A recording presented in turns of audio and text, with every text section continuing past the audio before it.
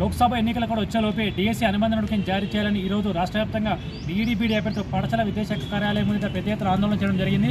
అనంతరం పాఠశాల విద్యాశాఖ అడిషనల్ డైరెక్టర్ లింగయ్య గారికి వినతిపత్రం సమర్పించడం జరిగింది.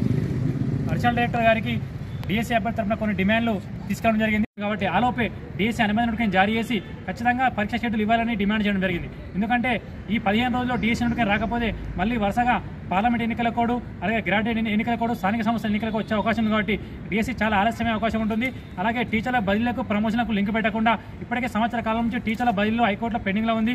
రకరకాల సమస్యలు ఉన్నాయి. కాబట్టి ఖచ్చితంగా టీచర్ల బదిలీలకు ప్రమోషన్లకు ముడిపెట్టకుండా వెంటనే డిఎస్సీ అనుబంధ నోటిఫికేషన్ జారీ చేయాలని, గత ప్రభుత్వం ఇచ్చిన 5,089 టీచర్ పోస్టులకు అదనంగా ఖాళీ ఉన్న మిగతా 15,000 టీచర్ పోస్టులు జత చేయాలని, అలాగే ప్రభుత్వం ఒకవేళ టెట్ వేయాలని భావిస్తే ఖచ్చితంగా డిఎస్సీ అనుబంధ నోటిఫికేషన్ ఇచ్చిన తర్వాతనే టెట్ నోటిఫికేషన్ జారీ చేయాలని, ఈలోపు టెట్ పెట్టినా మాకు పెద్ద అభ్యంతరం లేదని విద్యాశాఖ దృష్టి తీసుకెళ్ళడం జరిగింది. ఖచ్చితంగా విద్యాశాఖ వారు కూడా సానుకూలంగా స్పందించారు. ప్రభుత్వ దృష్టికి మరోసారి తీసుకెళ్తామని హామీ ఇవ్వడం జరిగింది. మేము ప్రభుత్వాన్ని ఈ సందర్భంగా మరోసారి ప్రభుత్వాన్ని మేము డిమాండ్ చేస్తున్నాం. ఖచ్చితంగా లోక్సభ ఎన్నికలు కూడా వచ్చేలోపే మీరు ఖచ్చితంగా డిమాండ్ నెరవేర్చాలి. ఎందుకంటే మీరు మొదటి కేబినెట్ సమావేశంలోనే మెగా డిఎస్సీ ఆమోదిస్తున్నారు. ఇప్పటికే 6 కేబినెట్ ముగిసిన డిఎస్సీపై ఎలాంటి స్పష్టమైన వైఖరి వెల్లడించలేదు. మీరు మెగా డిఎస్సీ వేస్తామంటున్నారు తప్ప స్పష్టమైన వైఖరి వెల్లడించడం లేదు.